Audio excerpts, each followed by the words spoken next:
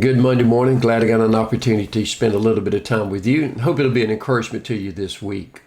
We've been going through First Peter, looking at the different aspects of what Peter's writing to the Christians who've been scattered abroad, the ones who are going through a lot of persecution. And going through all this persecution, Peter reminds them how much they need one another, how much they need to encourage one another, lift one another up. When he gets to chapter 4, I want you to see this passage in verse 7. The end of all things is at hand. Therefore be self-controlled and sober-minded for the sake of your prayers.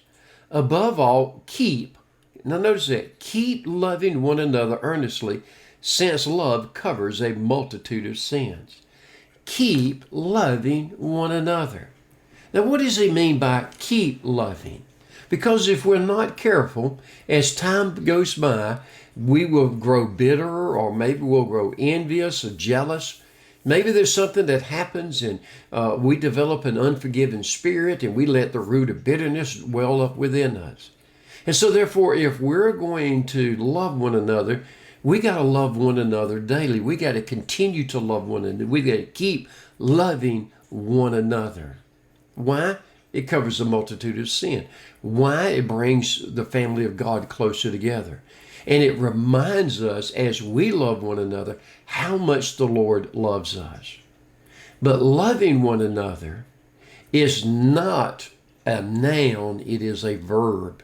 In other words, it deals with action. How do we show our love one for another? How we talk to them, how we treat them, the different aspects of it. So let me ask you a question that I want you to think about today. As you're going through your life, how do you show your family, your spouse, your fellow Christians, your believers, brothers and sisters in the Lord, how do you show them that you love them? How do you show them? How do they know that you love them? We show it by when we encourage them, when we lift them up, when we help them, when we serve them, when we forgive them, when we're patient with them, when we do something wrong, that we go and we ask for forgiveness. Love is shown in actions, not just in words. That's why John tells us that we're to love in deed and in truth. So let's love one another.